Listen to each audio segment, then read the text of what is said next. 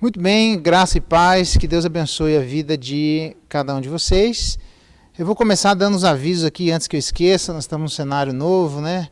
A gente vai tentando se adaptar, transformando as circunstâncias para melhor transmitir a palavra de Deus. Então, o primeiro aviso que eu queria lembrar é de que nós começamos aí o projeto Gotas de Sabedoria, que é uma mensagem em áudio semanal. Você pode compartilhar com o pessoal pelas mídias sociais, vai estar no nosso site também, tá bom?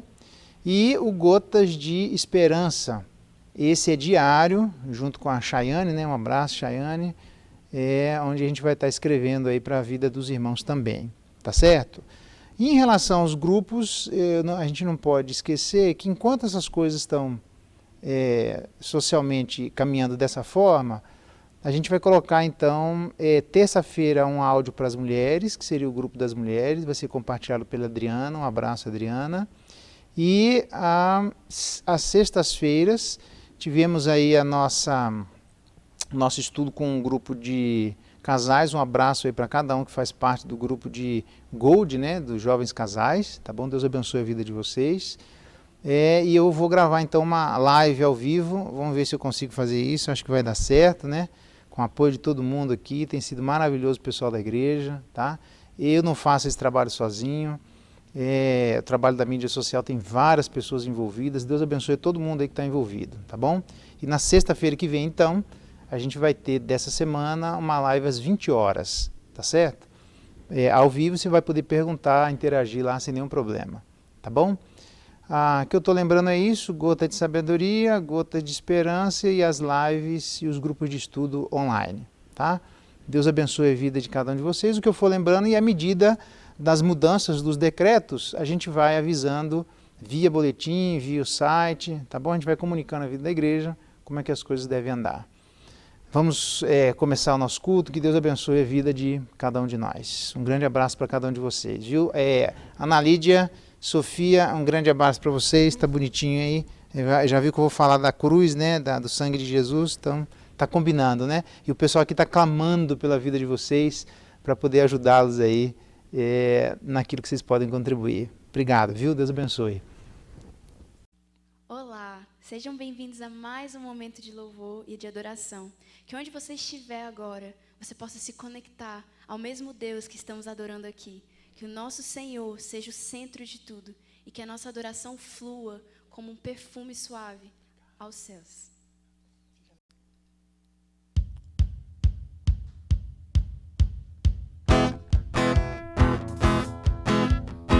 Adore ao Senhor com alegria. Onde você estiver, entregue sua vida ao Senhor e declare que você deseja buscar a presença dEle. Eu te busco, te procuro, silêncio tu estás. eu te busco, toda hora espero em ti, revela-te a mim. Conhecer-te eu quero mais. Senhor, te quero ouvir tua voz. Senhor, te quero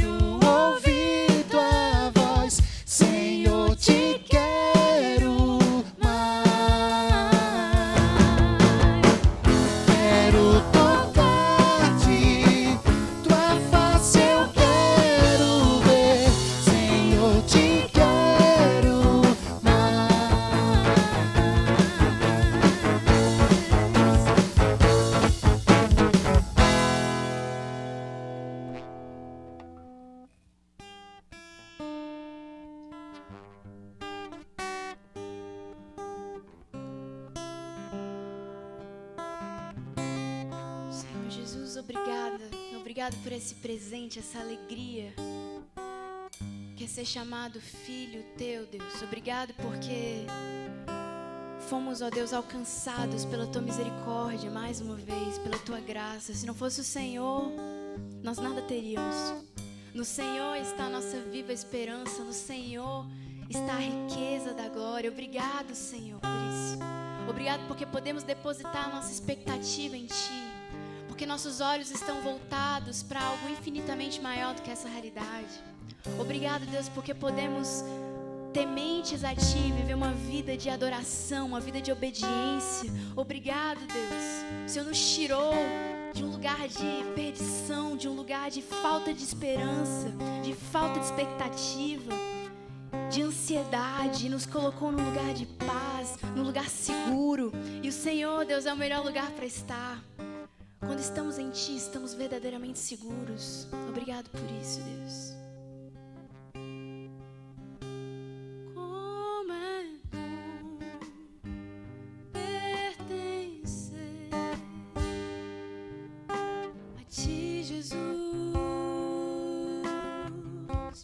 Senhor, é tão bom te sentir e andar em tua luz.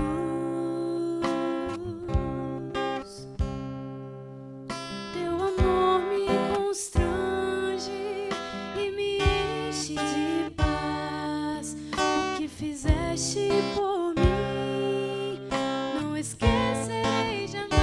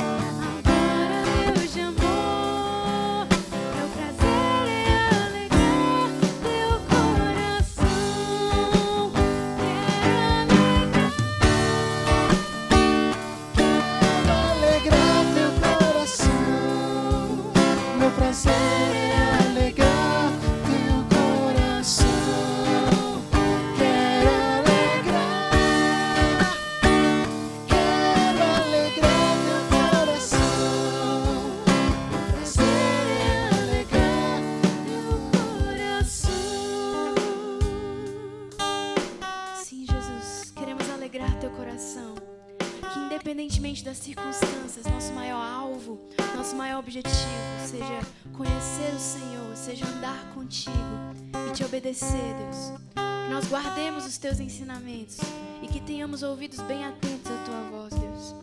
Que o Senhor, Deus, possa encher cada lar com a tua presença, cada família com a tua presença, Deus. Que, Deus, nós possamos ter a consciência de que o Senhor está conosco, mesmo em meio às adversidades. E que por meio do teu Espírito podemos caminhar em esperança, em paz, em alegria, mesmo em meio às tribulações. Obrigado por isso, Deus.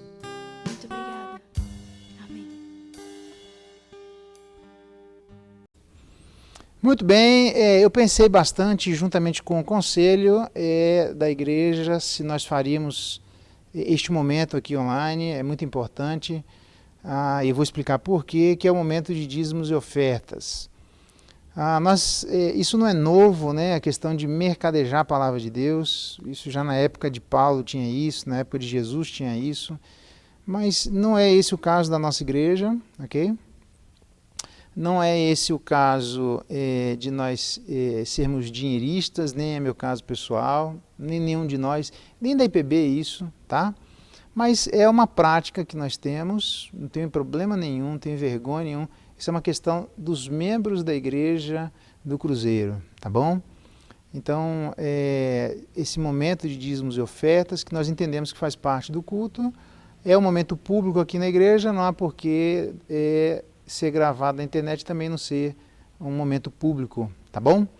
Então a instrução aqui vai para os membros, para a vida de cada um de nós, quando a palavra de Deus diz lá em Deuteronômio. Eu sei que são circunstâncias diferentes, é óbvio, né, para aqueles mais críticos do momento, mas diz assim: certamente darás os dízimos, e dentre a periodicidade daquele momento, ele diz, para que aprendas a temer o Senhor teu Deus todos os dias. Há várias funcionalidades do dízimo, e uma delas é para que aprendamos a temer o nome de Deus todo dia, tá? Que bom nós termos trabalho, são dias difíceis, dias de circunstâncias difíceis, graças a Deus que é o dízimo, porque ele é proporcional, a proporcionalidade do dízimo evita abusos de todas as ordens que a gente vê por aí, tá bom? Ele é proporcional àquilo que a gente ganha, quer dizer, não ganhou, não dá, diminuiu, diminui, enfim, ele é algo que é feito quando Abraão deu dízimo, quando nem a lei do dízimo existia, tem mais a ver com gratidão do que outra coisa, tá? Então fica aqui o nosso desafio, e este momento a gente vai cantar uma música. Você vai transferir agora? Não precisa, é para você lembrar disso, faz isso durante a semana, usa os meios eletrônicos para fazer a transferência de dízimos e ofertas. Nós não temos problema nenhum em relação a isso, e eu não tenho particularmente problema nenhum de falar isso num lugar público, até porque a gente fala na igreja e a igreja é um lugar público, tá bom? Então, sem abusar da vida de ninguém, mas a gente jamais deve se esquecer da tremenda providência de Deus que se manifesta na vida de todos nós, mesmo em dias difíceis. Vamos agradecer, cantar ao Senhor agradecendo por aquilo que Ele tem providenciado a nós, e jamais devemos nos esquecer de orar e interceder para aquilo que Deus vai fazer pela vida de nossos irmãos, para que aqueles que têm necessidades, Deus também providencie e supra a necessidade da vida de cada um deles. Tá bom? Eu queria orar antes da gente cantar, já agradecendo de antemão, e a gente vai cantar, e bendito seja o nome de Deus por todas essas questões. Tá bom?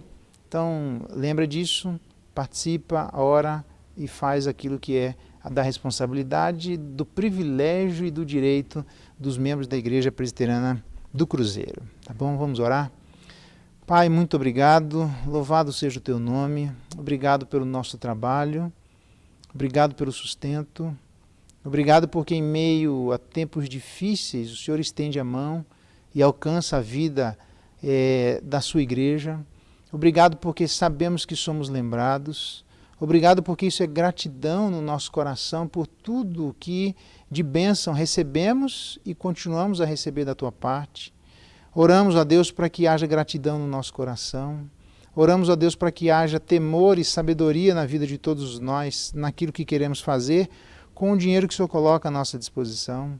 Dá graça aos nossos irmãos, aqueles que têm necessidades, aqueles que passam situações difíceis na circunstância histórica em que vivemos, que a tua boa mão afofe a vida de cada um deles, a casa de cada um deles, o leito de cada um deles, mas que jamais venhamos a nos esquecer que há tempo e fora de tempo, que em momentos difíceis de tribulação, de angústia, e momentos mais fáceis de renovo e tranquilidade, todos nós devemos nos alegrar pelo privilégio de participarmos de um momento como esse, como filhos teus, rebanho do teu pastoreio, onde fazemos parte da tua igreja. Abençoa a Igreja do Cruzeiro, abençoa todas as pessoas, os nossos irmãos de outras igrejas, que a tua boa mão esteja com a vida de todos nós.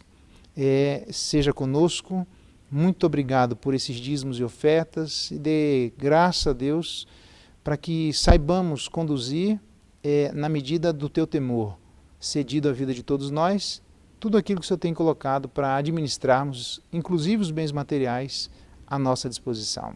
Muito obrigado por esse momento. É a nossa alegria e a nossa gratidão em nome de Jesus. Amém.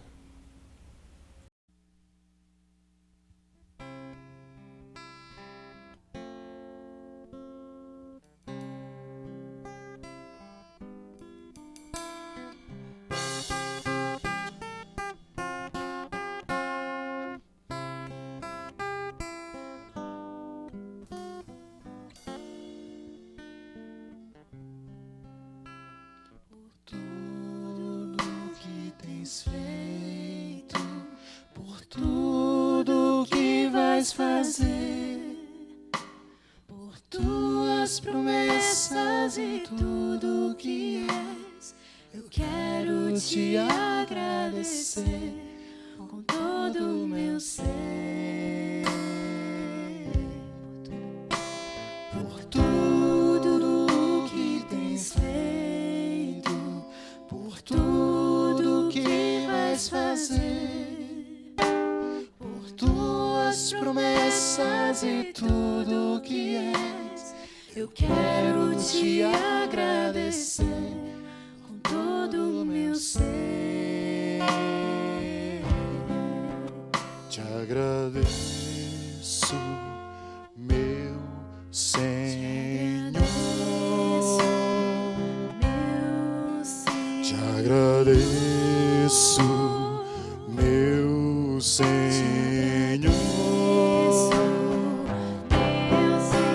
Te agradeço por me libertar e salvar, por ter morrido em meu lugar. Te agradeço, Jesus. Te agradeço.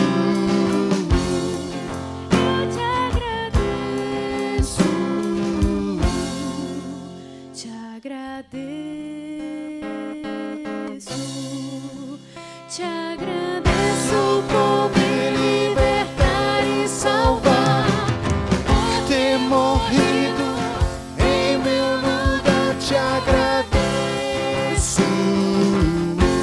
Jesus. Te agradeço,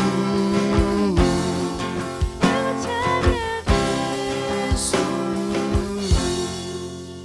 te agradeço. Te agradeço,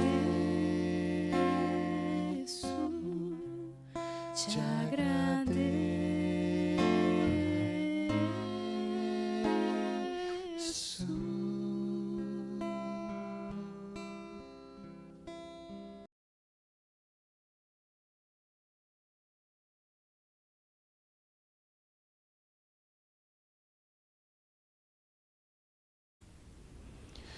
Muito bem, meus irmãos, abra sua Bíblia lá no Evangelho de Mateus, capítulo 18, verso 15 em diante. Vamos tentar arrematar essa parte do texto que tem sido alvo da nossa reflexão durante esses dias, tá bom? Mateus capítulo 18, verso 15 em diante.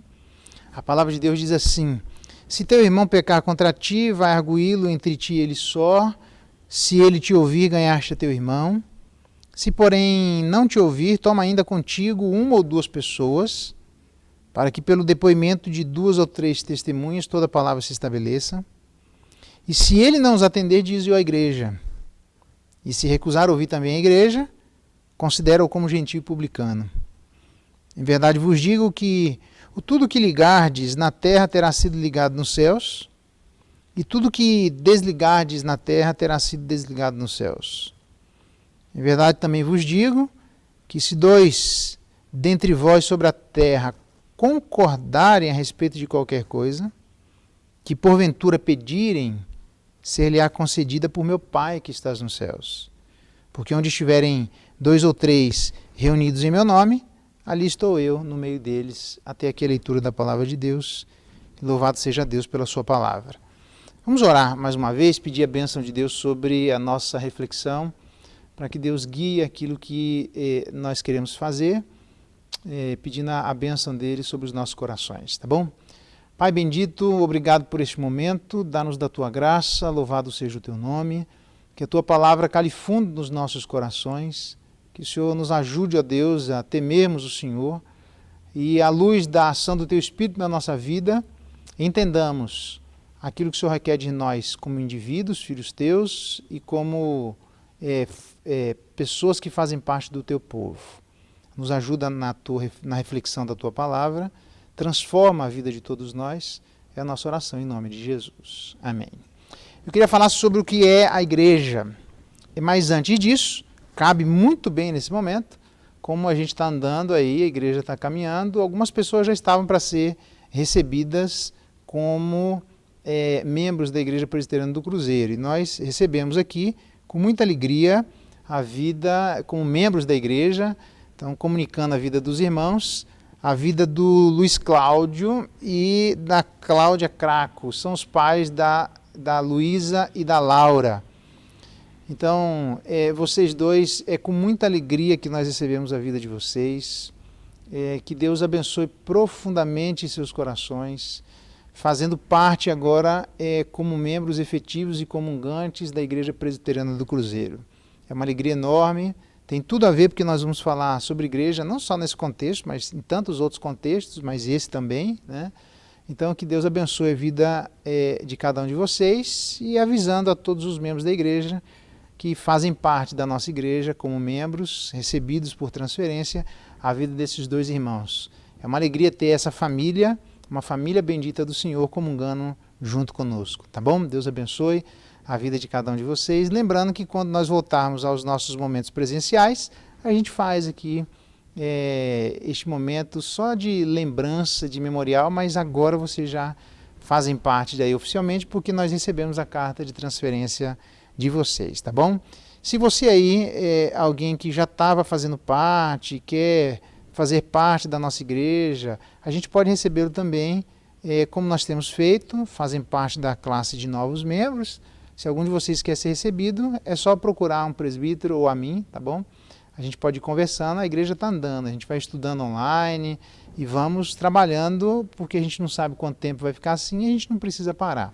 Deus vai dando graça e vai abençoando a vida de todos nós, tá certo?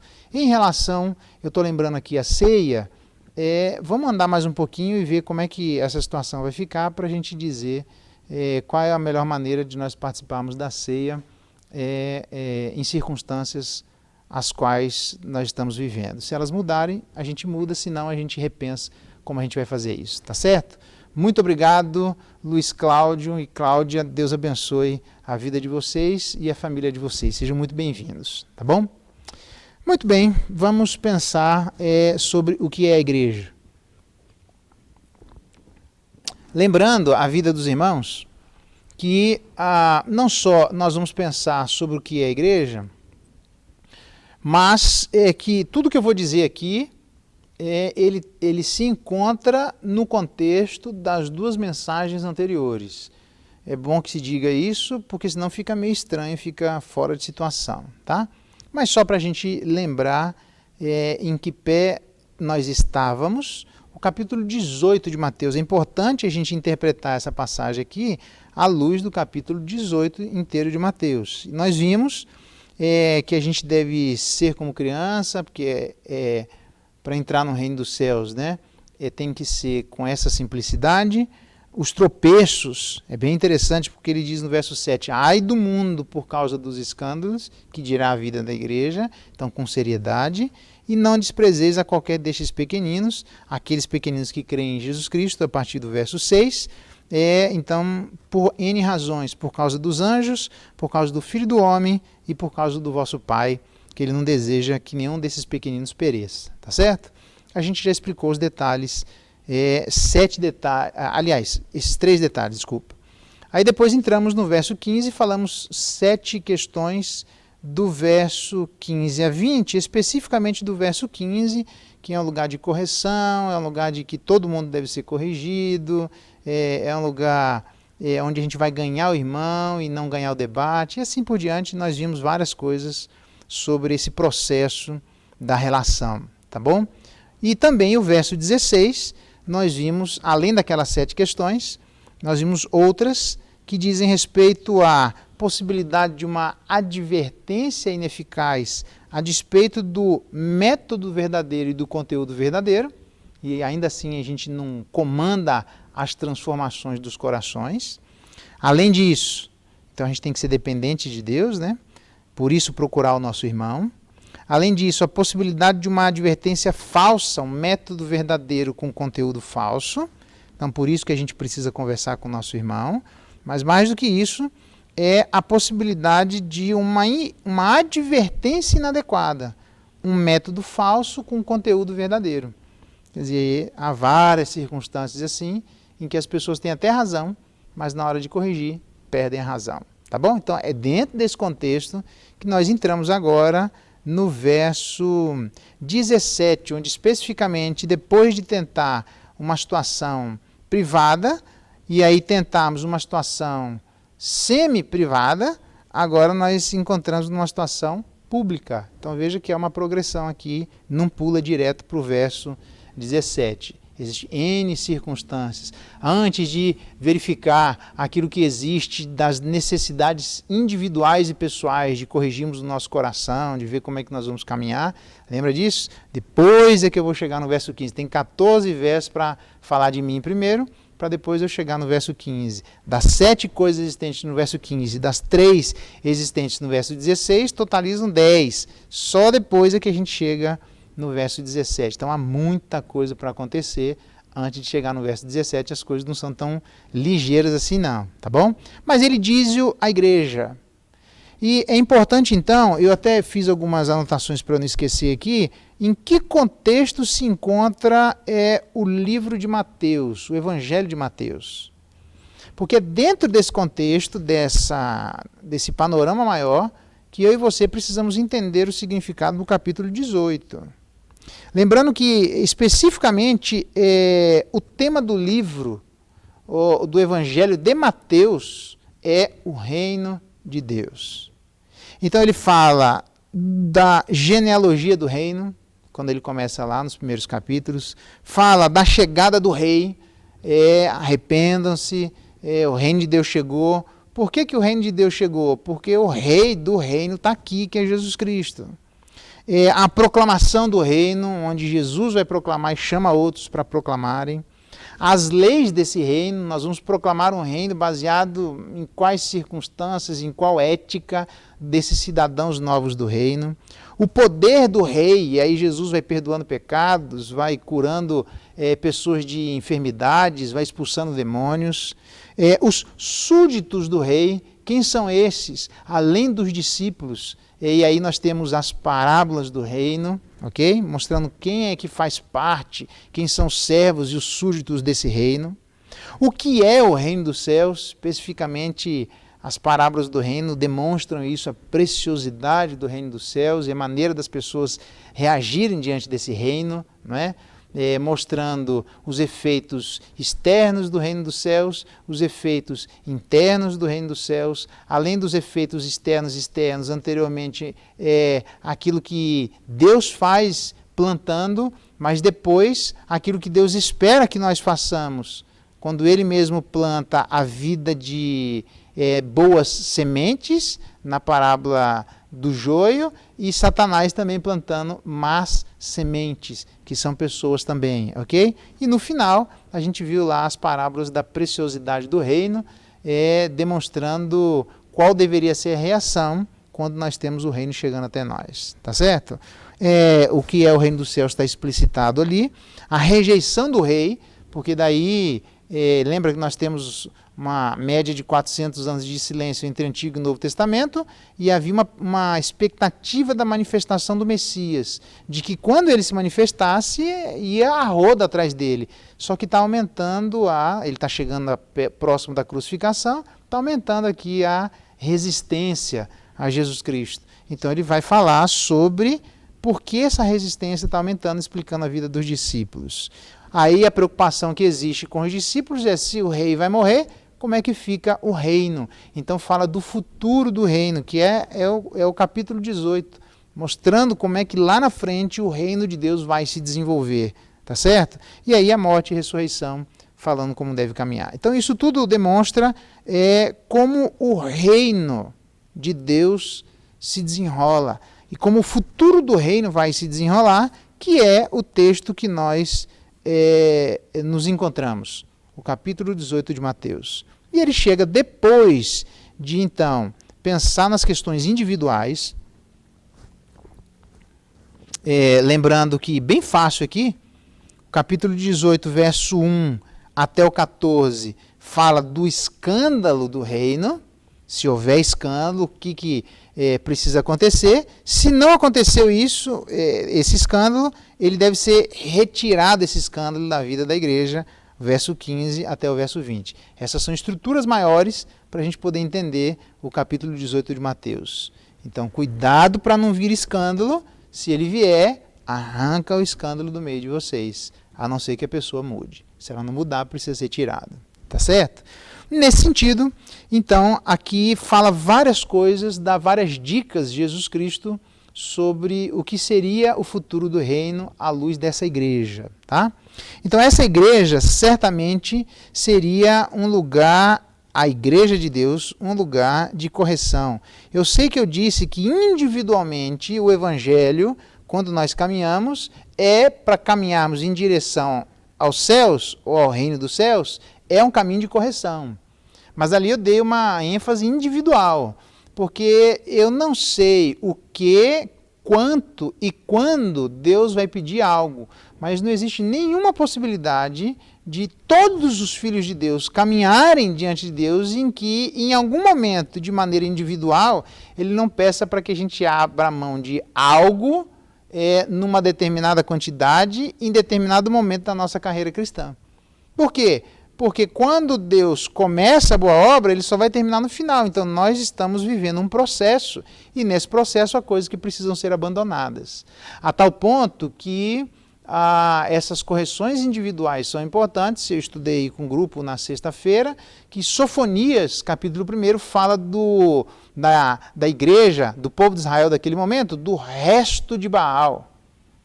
E é uma demonstração ali de que o resto de Baal, à luz da profecia de Sofonias, coisas que estavam encalacradas, coisas que ainda permaneciam erroneamente na vida do povo de Deus, precisavam ser extirpadas. Exemplo, lá naquele momento, ainda no capítulo 1, ele fala de pessoas que juravam ao mesmo tempo por Deus, pelo Senhor e por Milcom. Então, o problema está jurar ao mesmo tempo por Deus e qualquer outra coisa. Não dá certo, não funciona. Então, existem restos que precisam ser tirados do nosso coração, onde o Antigo Testamento fala dos ídolos do lar. Ok? Então, eu dei essa ênfase individual aqui, baseado no verso 15. Mas mais do que isso, eu queria dizer que no verso 17, eventualmente não conseguindo no verso 15 um sucesso privativo, não conseguindo uma persuasão no verso 16, à luz de um processo semi-privativo, a gente precisa continuar o processo de correção agora de maneira pública na igreja. O que significa dizer que existe um espaço de correção individual, mas a igreja também é um lugar de correção. Por quê? Porque tem muitos de nós que entendemos corretamente que a igreja é um lugar de adoração. E está aí as dificuldades, né? Mesmo a gente online, as pessoas perguntam, nossa, que saudade, eu quero cultuar a Deus junto com o povo de Deus. Cultua aí na casa, mas é diferente. A gente pode fazer, eu sei disso, mas é muito bom a gente fazer presencialmente, não é? Então, é um lugar de adoração, é também um lugar de instrução, onde a gente é ensinado, onde a gente se debruça na palavra de Deus, onde a gente aprende coisas que nós não sabíamos. Então a gente vai sendo instruído, e por falta da profecia, da instrução, o povo se corrompe. Todos nós nos corromperíamos por falta de instrução. Então a igreja também é este lugar, e todo mundo concorda com isso, que é um lugar de adoração, que é um lugar de instrução, e também é um lugar de comunhão. Está aí a dificuldade de nós mantermos uma comunhão. A gente consegue, mas parece que está faltando alguma coisa. Sabe aquela liga de ficar perto do irmão, de conversar com ele. Terminou o culto, você desliga a câmera aí, mas está junto com o irmão, de poder orar com ele. Todas essas coisas a gente faz de maneira, eu não sei se eu vou usar o termo correto, semipresencial, online, né? A gente faz, mas faz falta. Seria a mesma coisa. Deixa eu trocar a figura de linguagem que fica fácil. Se tivesse marido e mulher, preste bem atenção, marido e mulher casados, ok, pode estar um no Japão e outro aqui, ou um no bairro e outro aqui. São casados, eles conseguem se ver pessoalmente, mas eu pergunto para vocês, é a mesma coisa de eles viverem esta relação, um em outro lugar e outro em outro, a despeito da tecnologia, possibilitar de nós nos enxergarmos, ou presencialmente eles vão experimentar coisas que só são possíveis de serem experimentadas quando estão presentes. Então, quando eles estão separados de corpos, ainda são casados, mas não é a mesma coisa de andarem juntos presencialmente. Então, a igreja é um lugar de comunhão, ela usa muito essa figura de linguagem, da linguagem do casamento. Então é o lugar onde nós estamos juntos com os nossos irmãos, é um lugar onde se instrui, é um lugar onde adora a Deus. Mas além de tudo isso, a igreja também é um lugar de correção. A gente não pode esquecer disso. Por quê? Porque tem muita gente que... Eu sei que eu estou pressupondo um monte de coisas que eu não disse. Que existe uma maneira de se apresentar, em outros lugares da Bíblia ela ensina, que tem que ter paciência, tem que ter jeito para falar, não é falar de qualquer maneira, não é um cheque em branco para a gente sair pisando na vida das pessoas. Eu sei que tem um monte de questões envolvidas, mas eu não posso desconsiderar que a igreja onde eu cultuo, que a igreja onde eu me instruo, que a igreja onde eu comungo é a igreja onde eu vou ser corrigido. Faz parte do mesmo processo, por uma questão muito simples. A mesma igreja que me recebeu, e aí eu preciso da igreja para ser recebido, olha que estranho. Você consegue fazer parte do reino de Deus sem participar da igreja? Não consegue. A gente vai precisar ser recebido em alguma igreja, em algum lugar. Então, a mesma igreja que recebe é a mesma igreja que todos esses processos são desenvolvidos na vida de todos nós. O que significa que, quando eu olho, olha só que interessante, para a vida de 1 Tessalonicenses, se puder abrir lá, dá para a gente fazer esse exercício aqui. 1 Tessalonicenses, ele diz, se tem algum problema que você não conseguiu sozinho, e não conseguiu com 2 ou 3 testemunhas, por uma série de razões que eu já falei para vocês, chama a igreja. É quando ele diz assim, olha que interessante, a igreja de Tessalônica era, eu vou usar essa expressão, era uma baguá de uma igreja.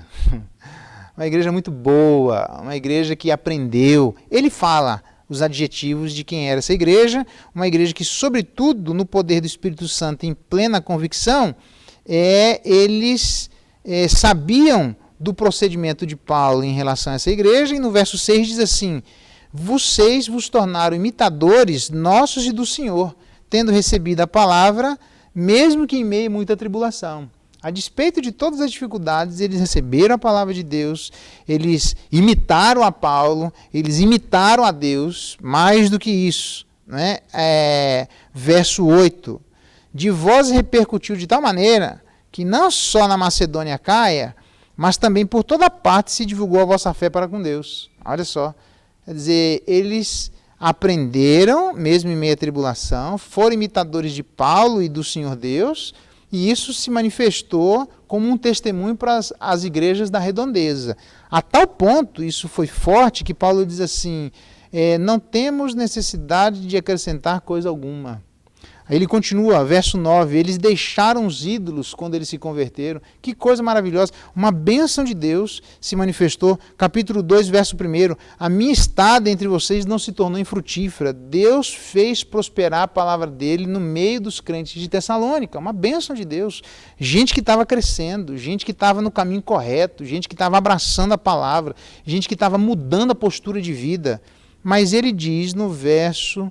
Ainda continuando, no verso 13, acolhestes a palavra de Paulo, não como palavra de homens, e sim como é de fato palavra de Deus. E aí vos tornastes Assim, irmãos, no verso 14 do capítulo 2, imitadores das igrejas de Deus. Pensa numa igreja onde a bênção de Deus se manifestou naquele lugar. Contudo, a despeito de ser uma igreja que foi se transformando, uma igreja que foi se abençoando e assim por diante, diz o capítulo 3, verso 5, Paulo tinha uma preocupação, que já não me sendo possível continuar esperando, mandei indagar o estado da vossa fé, temendo que o tentador vos provasse e se tornasse inútil o nosso labor. Então, quer dizer, tem circunstância aí que Satanás está no meio, barrou a ida de Paulo para lá, e ele está com medo de que a aprovação seja grande no meio da igreja, e tudo aquilo que foi começado caia por terra, desmorone, e as pessoas abandonem o caminho. A tal ponto dessa igreja que abraçou tudo isso, que foi transformada, que deixou os ídolos, que serviu de modelo para as igrejas da redondeza, que acolheu a palavra de Deus como de fato era, ele diz assim, olha, orando noite e dia, com máximo empenho, capítulo 3, verso 10 de 1 Tessalonicenses, para vos ver-vos pessoalmente e reparar as deficiências da vossa fé. Então veja que mesmo uma igreja como aquela, diante da tremenda tribulação, diante do tentador, azucrinando a cabeça deles, havia o risco de essas coisas terem um efeito danoso, prejudicial ao exercício da fé, a tal ponto que Paulo diz, eu preciso estar de novo presente com vocês para corrigir aquilo que eventualmente seja necessário. Então, eu quero que você note isso, essa importância de participarmos da igreja para que uma correção da parte de Deus aconteça na nossa vida. Não é só um lugar de adoração, um lugar de instrução, um lugar de comunhão, mas é um lugar de correção. Você quer mais? Só vou dar esses dois exemplos, tá? Um no Antigo, um no Novo, para ficar claro, mas isso está na Bíblia inteira. Sofonias, é bem interessante, capítulo 3, veja o que ele fala. Eu ainda não estudei com a turma aí, né? Então pega aí a bênção. Ele diz assim, ai da cidade opressora da rebelde manchada. Não atende a ninguém, não aceita... Eu estou em Sofonias capítulo 3, tá? Não atende a ninguém, não aceita disciplina, não confia no Senhor e nem se aproxima de Deus. Veja que problema. Então, uma manifestação da degradação do povo de Israel, do distanciamento do povo de Israel de Deus, é quando o povo de Israel, entre outras coisas, não queria ouvir ninguém, se afastou de Deus, não confiava mais em Deus e não aceitava a correção que vinha de Deus. Por quê? Porque a igreja de Deus é um lugar não só de adoração, é um lugar não só de comunhão, é um lugar não só de instrução, mas é um lugar de correção. Existem coisas que precisam ser corrigidas na nossa vida, que somente fazendo parte, convivendo com a vida dos irmãos, eles serão instrumentos da parte de Deus para que esta correção seja eficaz na vida de todos nós. Então, a importância de nós congregarmos, há uma série de fatores importantes, mas sem dúvida alguma, a igreja é um lugar de correção. Não é uma correção individual que vem do céu. Para a gente aceitar, nós estávamos mortos nos nossos delitos e pecados, para que houvesse essa transformação e a gente chegasse até o Evangelho, como é que foi? Alguém veio, Deus levantou a vida de alguém para pregar o Evangelho para nós. Então, é uma pessoa que chega até nós para que Deus use, e à luz da instrumentalidade dessa pessoa, membro de alguma igreja local, que Deus abençoa, abre os nossos olhos, o nosso entendimento, põe fé no nosso coração, vivifica a vida de cada um de nós e nos insere onde nós estávamos longe da aliança, da promessa e da família de Deus.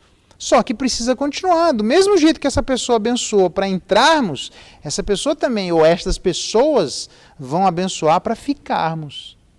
É a bênção para a entrada e a bênção para a permanência.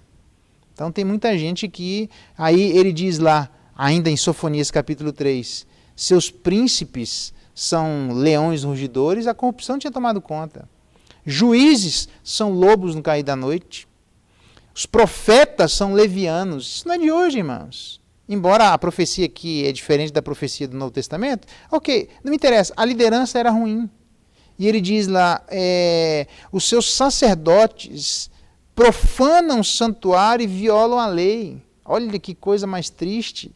Ao invés de ser o lugar, Jesus Cristo, aquele santuário, o lugar onde Isaías 8 fala que ele deveria ser o nosso santuário e não o nosso lugar, a pedra de tropeço, um laço, uma armadilha para a vida de cada um de nós. Deve existir humildade no nosso coração, a partir da liderança, a partir desse que vos fala. Todos nós somos passíveis de erro, todos nós somos passíveis de correção.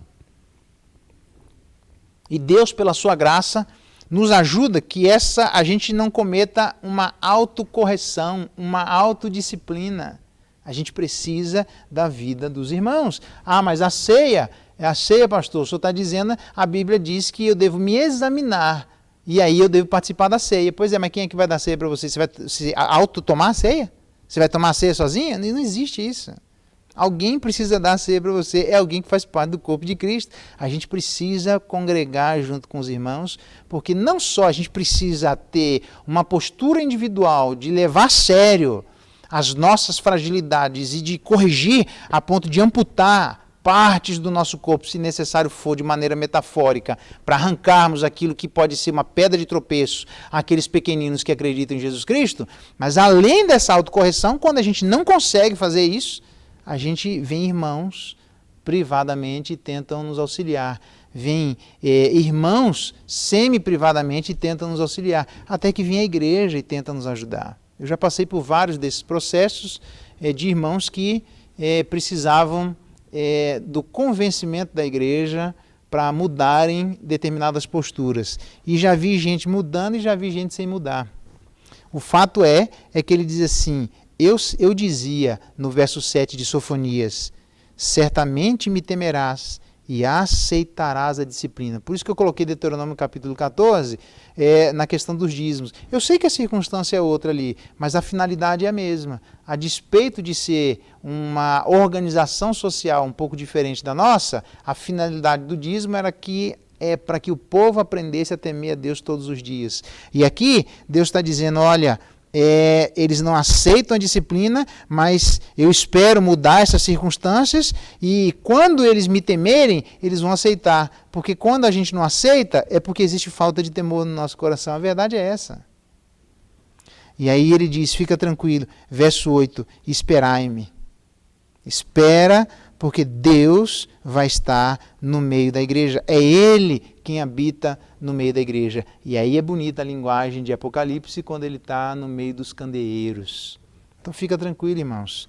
Volta lá para Mateus capítulo 18, verso 17, onde ele diz: se você tentou sozinho e não conseguiu, se você levou 2 ou 3 testemunhas, que é aquela relação com Deuteronômio, que a gente já viu, e também não deu certo, leva na igreja.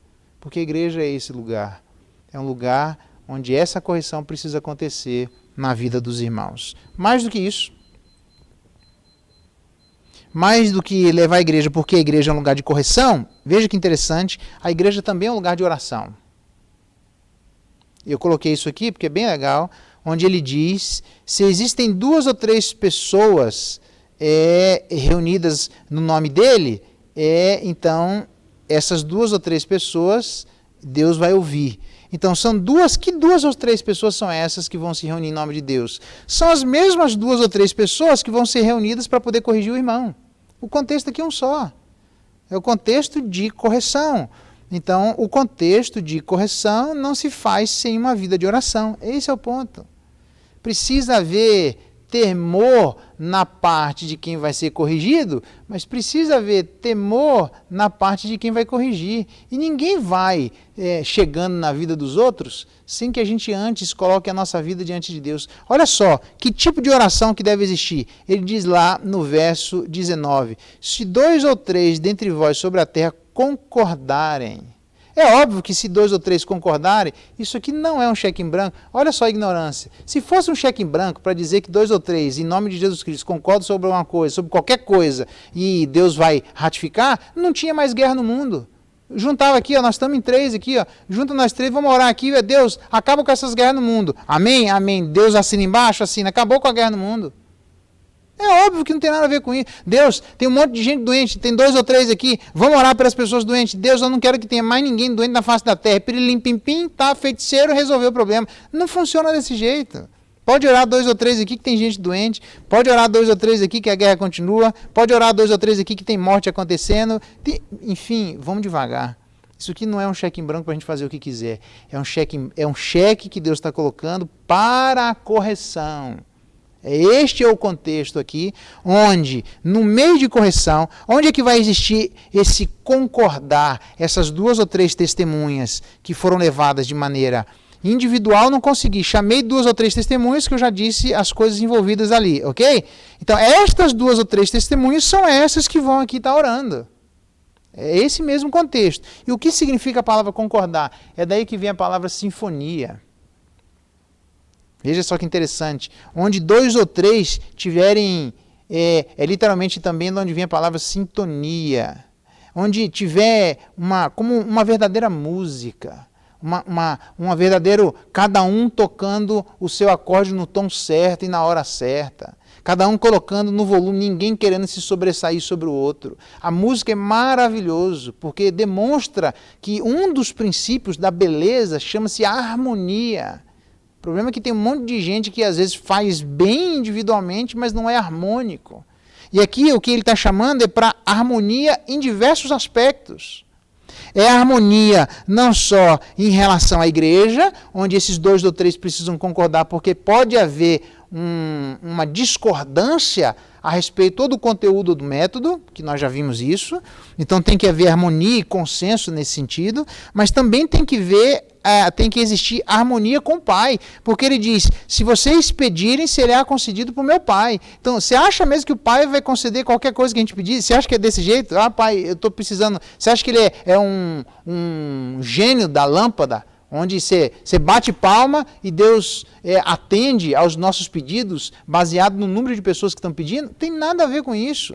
Nós vamos conversar com o nosso Pai dentro do contexto de Mateus capítulo 18, que lá no verso 14, ele diz assim, presta atenção, não despreze a estes pequeninos, por quê? Por causa do Filho do Homem, no verso 11, por causa dos anjos, no verso 10, mas por causa do vosso Pai. Assim não é da vontade do Pai Celeste que pereça um destes pequeninos.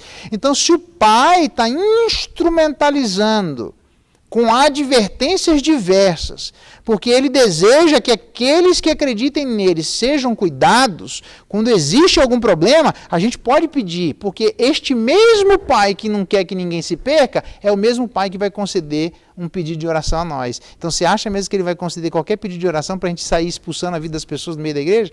Precisa haver sintonia com o Pai. Não é só sintonia com a igreja, é sintonia com o Pai. Os nossos pedidos, existem sintonia com o Pai? Essa que é a pergunta. A sintonia também não é só em relação ao Pai, mas em relação ao próprio Cristo, no verso 20. Porque onde estiverem 2 ou 3 reunidos, em meu nome. Então, o que Jesus Cristo, quem é Jesus Cristo? Ele disse aqui, no verso 11, porque o Filho do Homem veio para salvar o que estava perdido. E que vos parece? E aí ele conta uma parábola para demonstrar o que é que Deus fez à luz da vida de Jesus Cristo. Ele foi atrás, através de Jesus Cristo, da ovelha desgarrada, matando o seu próprio filho em prol da vida dessa ovelha. Aliás, diga-se de passagem, só para que ninguém fique inquieto em relação a chaves, aquilo que será ligado nos céus, na terra será ligado nos céus, desligado na terra, desligado nos céus. É óbvio que ele está fazendo uma menção ao capítulo 16 de Mateus. Capítulo 16 de Mateus, ele faz uma menção no verso 17, dizendo assim, quem é o Filho do Homem? O que as pessoas estão dizendo a respeito de mim? Existia muitas ideias alheias, muita confusão a respeito do que as pessoas entendiam quem era Jesus Cristo. Lembra que eu falei isso? Sobre o significado do Evangelho de Mateus? Então tinha muita confusão. Então tinha gente que dizia que ele era João Batista, tinha gente que dizia que ele era Elias, tinha gente que dizia que ele era Jeremias, tinha gente que dizia que ele era um profeta como outro qualquer. Mas e vocês? Vocês estão entendendo quem que eu sou? À luz de tudo aquilo que eu já fiz? Aí Pedro diz assim, tu és o Cristo, Filho do Deus vivo. E aí ele diz assim, olha, não foi carne e sangue que te revelou, mas meu Pai que estás nos céus. Então, o Pai que estás nos céus revelou para a vida de Pedro quem era Jesus Cristo. É o mesmo Pai que precisa ter concordância e sintonia em Mateus capítulo 18 com aquilo que nós vamos pedir. O fato é que nós jamais saberíamos quem é Jesus Cristo se o Pai não abrir os nossos olhos, irmãos. Isso é cedido, isso é graça de Deus, isso é bondade do Senhor, é misericórdia dele, onde Satanás e o príncipe deste século, Deus desse século, cega o entendimento dos incrédulos. Se Deus não demonstrar a mim e a você quem é Jesus Cristo, nós vamos entrar na mesma onda que essas pessoas estavam dizendo a respeito de Jesus. Ele é um cara como outro qualquer, ele é o Pai. E umas maluquices aí que o cara diz, eu sou Jesus. Nossa, cada viagem que tem, o Pai precisa conceder, porque isso é concessão dos céus. O fato é, à luz disso que foi concedido, onde agora Pedro consegue ter um discernimento sobre a identidade de Jesus Cristo que outras pessoas não tinham, porque esse discernimento de Pedro sobre a real identidade de Cristo foi cedido dos céus para Pedro. Aí Deus diz, então sobre esta pedra, qual pedra? A pedra de Pedro confessando Jesus Cristo na sua real identidade. Esse que é o ponto. O ponto que está em jogo aqui, no capítulo 16, é a confissão de Pedro corretamente, em detrimento das outras confissões que são absolutamente errôneas a respeito da real identidade do ministério de Jesus Cristo. Quem é Jesus? Quem é o Cordeiro de Deus? O que é que ele de fato veio fazer na face da terra? Será que ele era um homem muito bom? Será que ele era um grande profeta? Será que ele era Elias, Jeremias ou qualquer um dos outros do Antigo Testamento? Ele é Jesus. Pedro entendeu isso. E muitos de nós só entenderemos se Deus de fato abrir os nossos olhos. E sobre esta confissão é que a igreja é construída. E é por isso que as portas do inferno não prevalecem sobre a vida da igreja. Por quê? Porque aqueles que não confessam a Jesus Cristo, é por isso que eu vim de vermelhinho aí, tá bom, Ana Lídia aí, Sofia aí, tá batendo com a mensagem? Aqueles que não confessam Jesus Cristo aqui, tem nada a ver com o PT, tem a ver com o Partido Celestial. Que não confessam Jesus Cristo do mesmo jeito que Pedro. Que não enxergam a identidade de Jesus Cristo do mesmo jeito que Pedro confessava e enxergava. Vão morrer como todos nós iremos morrer, só que aí eles vão para o inferno. E por que a igreja não vai para o inferno? Porque nós confessamos a Jesus Cristo sobre esta confissão de Pedro, e aí as portas do inferno não prevalecem sobre nós. É simples assim, tem a ver com a identidade de Jesus Cristo e a verdadeira identificação por parte da igreja e de mim, de você, nos dias de hoje, sobre esta real identidade e propósito da vida de Jesus Cristo em relação a nós. Aí ele diz, aí sim, dar-te-ei as chaves do reino dos céus. Que chaves? De Jesus Cristo sendo o Cordeiro de Deus que tira o pecado do mundo. É essa confissão que ele fez. É gritante isso no capítulo 16. Quando é que ele vai usar essa chave? Aqueles que acreditam em Jesus Cristo, a porta do céu se abre. Aqueles que não acreditam em Jesus Cristo, as portas do céu se fecham. Jesus Cristo é a verdadeira chave para nós entrarmos ou sairmos do reino dos céus. E é esta chave que foi dada a Pedro, e é esta chave que no capítulo 18 não foi dada somente a Pedro, agora é dada aos apóstolos e à igreja. E é essa chave que Pedro se utiliza lá no Pentecoste, quando ele pregando sobre Jesus, aqueles que vocês diziam que eram o Cordeiro de Deus, vocês mataram a vida de Jesus Cristo, e as pessoas se arrependem, 3.000 pessoas entregam a vida a Jesus Cristo. Então vocês acreditam que Jesus é o Cordeiro de Deus? As chaves do céu são abertas. Vocês não acreditam que Jesus Cristo é o Cordeiro de Deus? As chaves do céu são fechadas. Por quê? Porque ninguém vem ao Pai senão por Jesus. Jesus, o Cordeiro de Deus, que tira o pecado do mundo.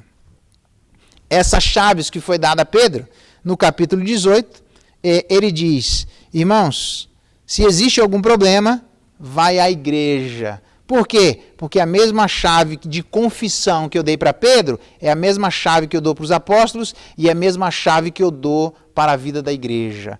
O que significa dizer que aí a gente vai entender o que 1 João fala, as cartas de João. Se existe algum espírito que diz que Jesus Cristo não encarnou, esse aí não é de Deus.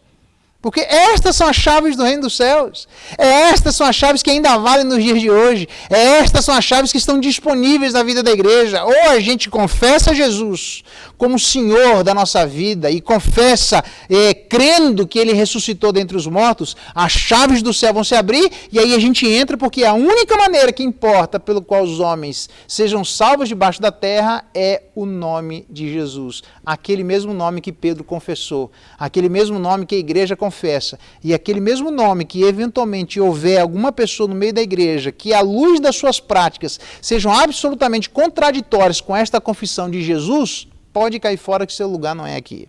A igreja é lugar de pecadores arrependidos. Arrependidos. Nós erramos. Irmãos, nós matamos Jesus Cristo. É estranho dizer isso, mas eu e você, nós matamos Jesus Cristo.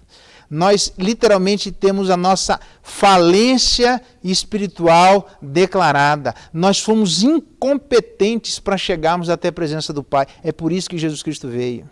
É por isso que Ele é a pedra angular. É por isso que Ele é o Cordeiro de Deus que tira o pecado do mundo. É por isso que não existe nenhum outro nome pelo qual importa que os homens sejam salvos debaixo da terra, a não ser o nome de Jesus. É Ele que é o grande rei. É por isso que o reino começou. É por isso que os súditos do reino precisam fazer isso. A chave que estava na mão de Pedro, a chave que estava na mão dos apóstolos, é a chave que está na minha e na sua mão.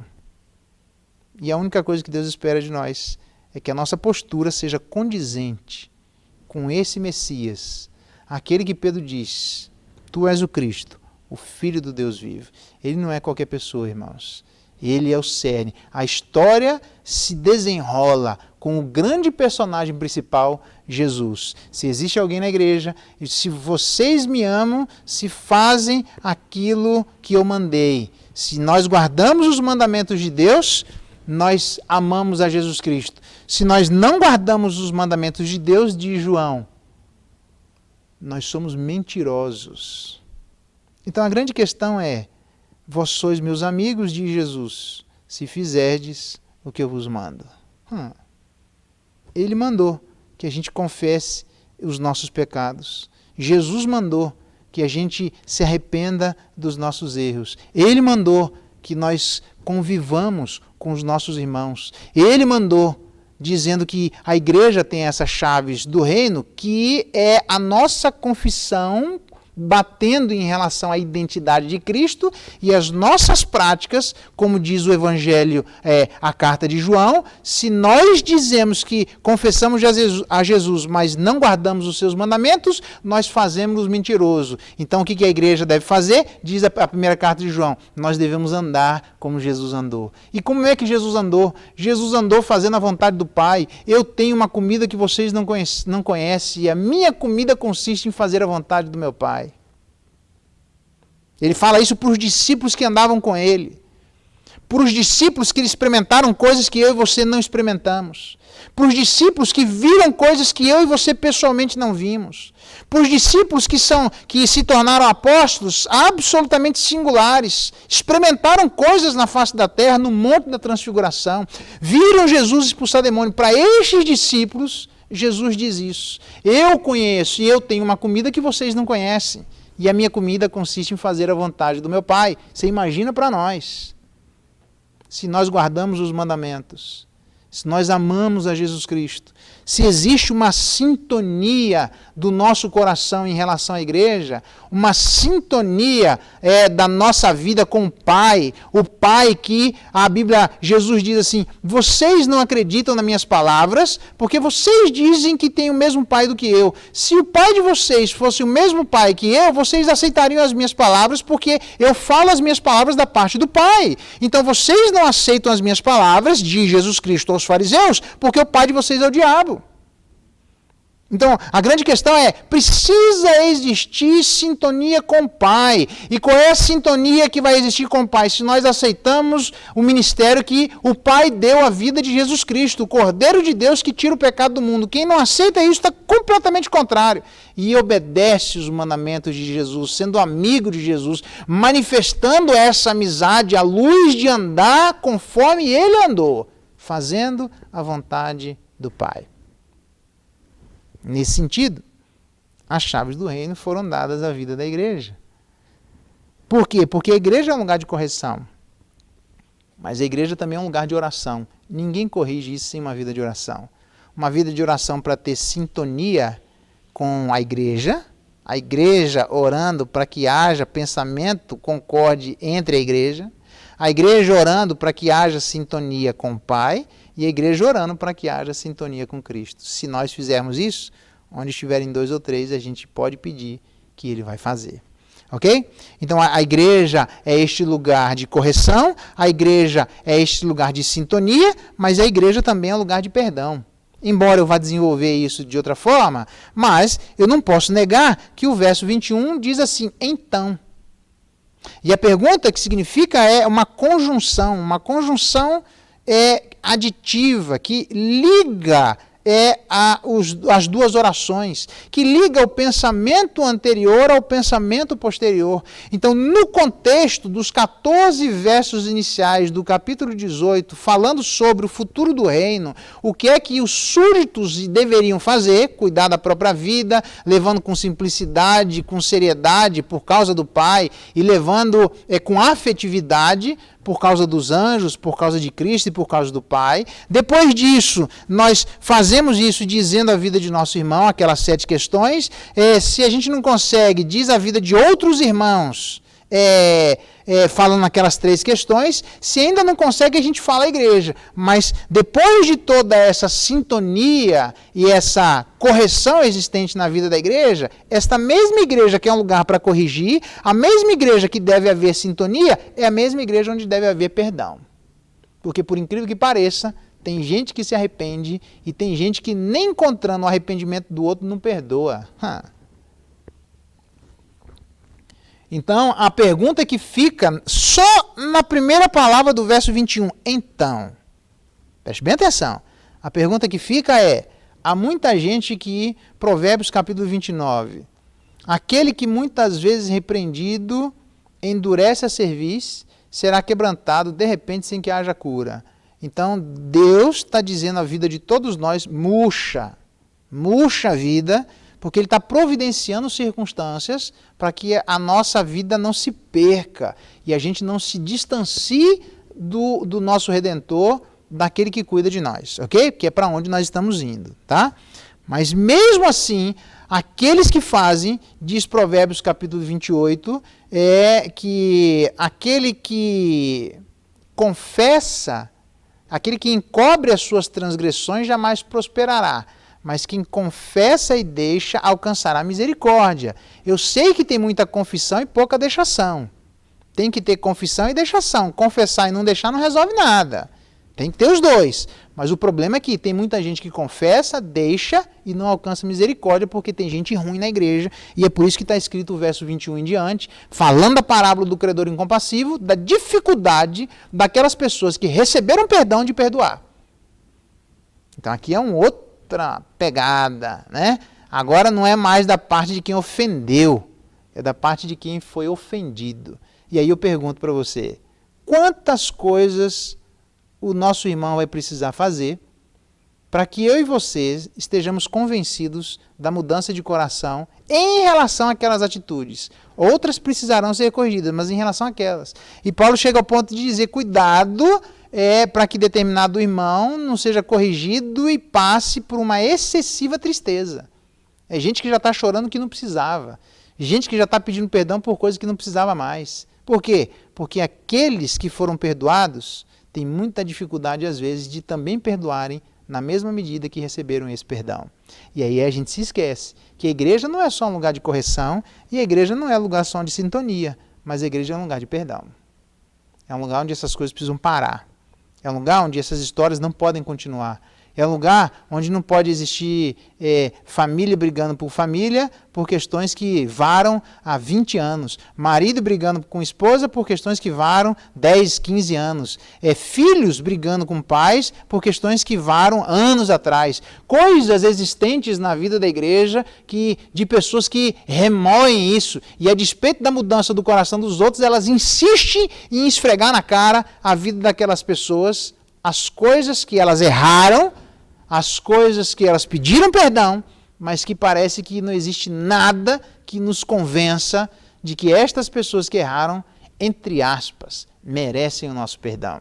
E aí é um problema, porque a igreja é um lugar de correção, a igreja é um lugar de sintonia, mas a igreja é um lugar de perdão. As coisas devem ser levantadas, suscitadas e perdoadas, quando houver uma atitude correta da parte de quem fez. Tá bom? Então veja que é bem simples o texto, não tem muito mistério, mas a partir do verso 21 tem coisas bem interessantes que eu acho que vale para a vida de cada um de nós. Eu não sei como é que se anda na vida da igreja, mas o meu desejo é que isso sirva de instrução à vida de todos nós, para que a gente entenda a importância que Deus deu à vida da igreja. É a igreja que Deus dá a capacidade de corrigir coisas que nós não conseguimos nos autocorrigir. É a igreja que Deus dá a autoridade e deve haver sintonia, sintonia com a própria igreja, porque Deus deu as chaves do reino, da confissão, né, para Pedro, para os apóstolos e para a igreja, de nós confessarmos, e não temos dúvida sobre a identidade de Cristo. Quando alguém tem dúvida, precisa ser corrigido. Se essa dúvida permanece, aí nós temos dificuldade. Então tem que haver harmonia no meio da igreja em relação a estas coisas, harmonia e sintonia em relação à vontade do Pai e sintonia em relação à vontade de Cristo, porque a igreja é um lugar de sintonia, de harmonia, tá? É um lugar de oração e uma oração que se manifesta em harmonia, tá bom? Mas além de ser um lugar de correção e de oração, é também um lugar de perdão.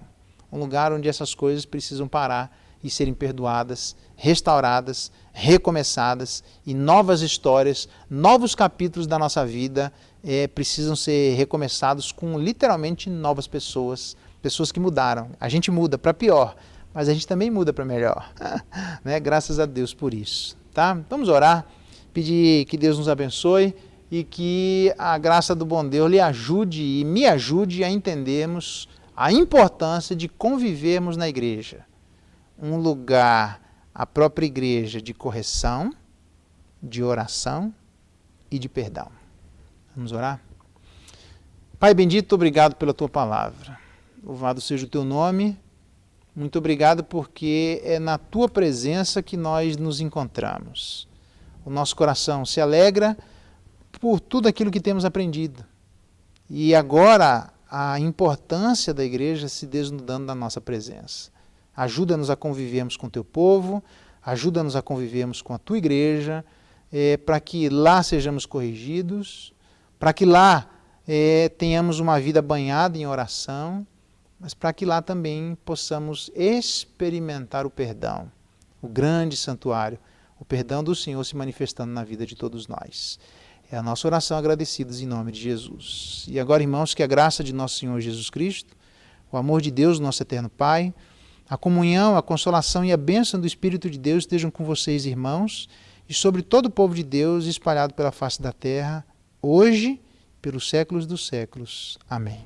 Deus abençoe. Um grande abraço à vida de todos vocês. Até a próxima, nossa próxima reflexão. Um grande abraço. Até lá. Tchau.